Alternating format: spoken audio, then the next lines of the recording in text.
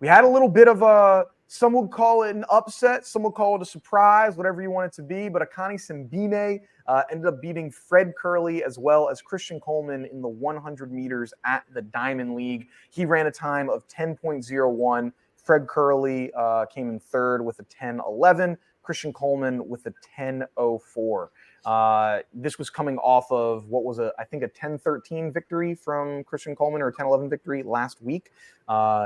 Noah, what are some of your things that we can take away from this race as we go with the remainder of the season here? Yeah. So obviously Christian ran a little bit faster than he did the prior race, which is good.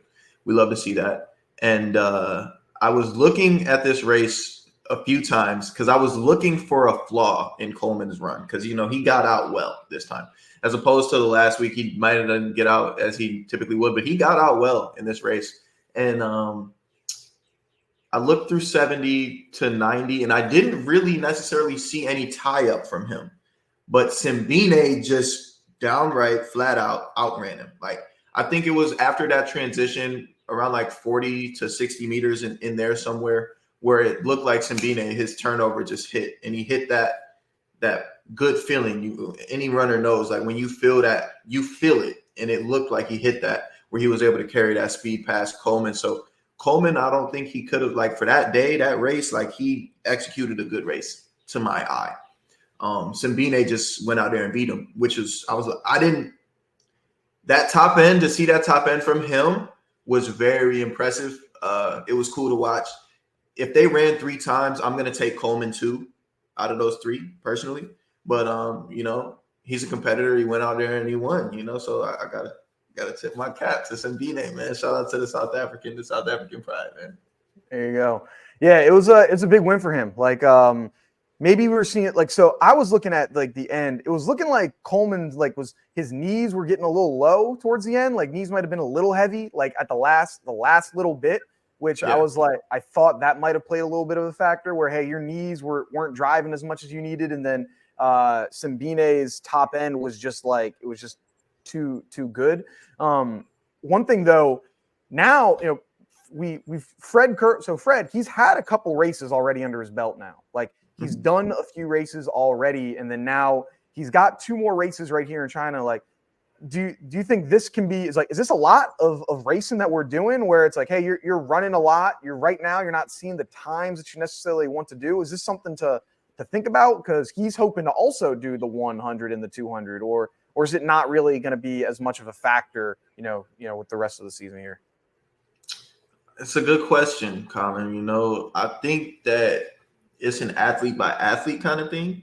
Some coaches, in the way that they train, they try not to overrun, because training is so intense. So track meets might only be once every other weekend and once every 3 weekends leading up to the trial. But on the other side, some people's training programs are kind of designed for them to race themselves into shape or race themselves into rhythm. So I don't know what Fred's regimen is like, but no matter how, he's been in the game for a little while. No matter how many races he runs in April and May, he's always ready for championships. So, maybe somebody else, it might affect them, but through the evidence that Fred has provided us through multiple years, I think he'll be ready when it's time to be ready.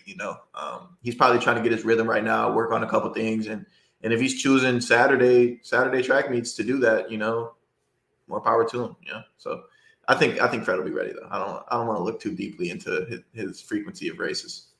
Yeah, I know, because he's been a big proponent of the early. I think he does a lot in the beginning, more meets in the beginning of the season, and then you'll see him kind of cool off a little, or take a little less meets in the middle of the year, and then pull it back up. So maybe it's like, hey, let me get a lot of this while we're still in heavier training cycles, and then as we're lighting it off, we'll take some time and then ramp it back up again. I think I've remembered him doing something like that. So something where it's like, hey, I think this goes into the once again, the factor of you're beating who you're trying to beat. Where, hey, Coleman, it's like, I've beaten you, even though I didn't win, I still came ahead of you in 2 straight weeks, going into this. And so it's like, going into the trials, who knows? This might be the last time that they race each other until the trials. And so you might have that mental edge, going into it of, hey, we've seen each other earlier this year, had the best of you 2 weeks in a row, or 2 times in a row.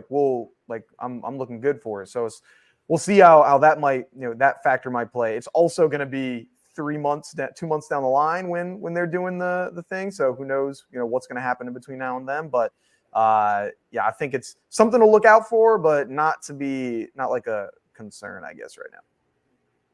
Yeah, agree. Not a concern, but it's definitely to keep your eye on it. And Coleman might have that mental edge, but you never know with Fred. He's a very mental athlete. For sure.